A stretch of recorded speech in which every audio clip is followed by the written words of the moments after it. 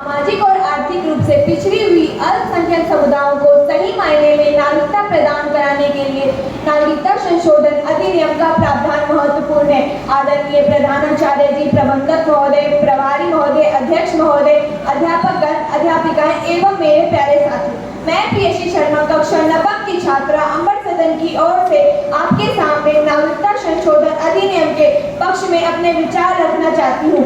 आशा है आप सब ध्यान से सुनेंगे।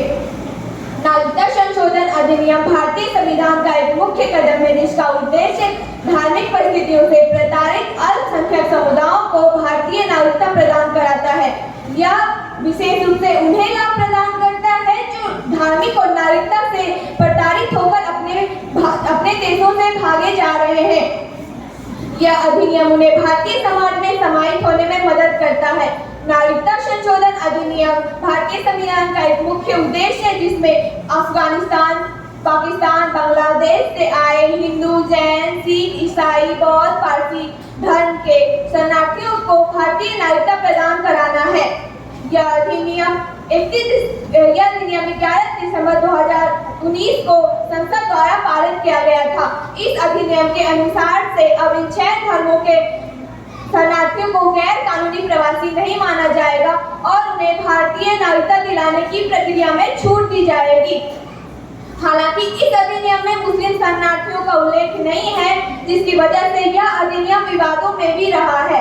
इस अधिनियम के समर्थक मानते हैं कि यह अधिनियम अल्पसंख्यक समुदायों को मदद प्रदान करने के लिए है, जबकि इसके विरोधी मानते हैं कि यह भारतीय संविधान की धर्मनिरपेक्षता के खिलाफ है और इसे भेदभावपूर्णता भी बताते हैं। इस अधिनियम के माध्यम से भारत अपने मानवीय मूल्यों को प्रकट करता है और अपराधों से प्रभावित लोगों को संरक्षण देने का संकल्प लेता है।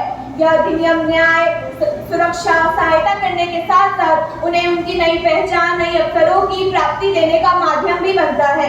भारत एक विविध और समृद्ध समाज है, जिनमें विभिन्न धर्म, संस्कृति, भाषाएं एक साथ रहती हैं। यह अधिनियम उन्हें एक साथ शामिल करके उनकी धार्मिक और नागरिकता की पहचान करके उन्हें सुरक्षा देने का भी काम करता है। यह अधिनियम धार्मिक परिस्थितियों से प्रताड़ित लोगों को धार्मिक स्वतंत्रता के अधिकार के लिए उन्हें समर्थन और संरक्षण भी प्रदान करता है। यह अधिनियम राष्ट्रीय सुरक्षा के लिए भी बहुत महत्वपूर्ण है, क्योंकि यह अधिनियम उन लोगों को नागरिकता प्रदान करता है जो अपराध और संघर्ष के कारण अपने देशों से भागे जा रहे हैं।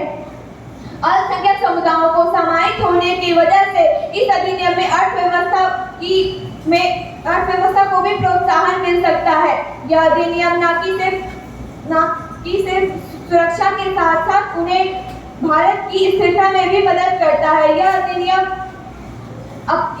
के माध्यम से हम अपने भारतीय मूल्यों को भी प्रकट कर सकते हैं और उन्हें सुरक्षित करने का काम भी कर सकते हैं। अंत में मैं अपनी वाणियों को विराम देती हूँ।